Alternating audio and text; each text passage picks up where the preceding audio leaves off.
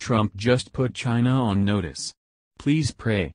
During the campaign, Donald Trump frequently lashed out at Communist China as a currency manipulator and as a threat to American stability. He's now put his words into action. According to Washington Examiner, starting on Monday, U.S. Trade Representative Robert Lighthizer will be directed to inspect whether or not China is violating American intellectual property laws. All told, Mr. Lighthizer will be given a memorandum directing him to see if Beijing engages in sweeping property theft, or if American companies and individuals are forced or coerced to turn over their intellectual property to the Chinese Communist Party. China's disrespect for intellectual property is well known. President Trump has himself said that we, the United States, lose hundreds of millions of dollars a year in trade with China. A large part of this theft comes from intellectual property violations. In 2016, China was named as the #1 perpetrator of intellectual property theft. A year earlier, a former CIA agent named Chet Nagel wrote an op-ed for Daily Caller showing that the FBI believes that Chinese intellectual property theft increased by 53% in between 2013 and 2015. Furthermore, an estimated 165 private American companies have lost billions of dollars. For the most part, Chinese businesses steal U.S. technologies or patents without providing those companies without paying for the privilege of selling knockout items overseas.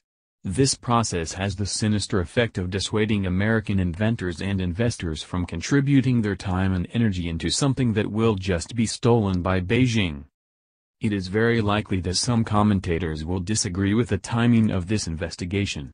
After all, the Trump administration is trying to leverage China's influence in North Korea in order to stop the rogue regime of Kim Jong-un from building his nuclear arsenal. With North Korea threatening to bomb the American territory of Guam, it may be a bad time to rattle China's cage. However, it is undoubtedly true that China has long practiced intellectual property theft that has hurt the American economy.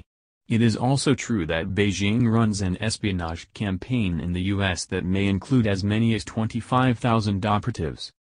Along with stealing military secrets, these Chinese agents are almost certainly interested in corporate espionage. So far, the Trump administration has set a rather small goal for Mr. Lighthizer's investigation.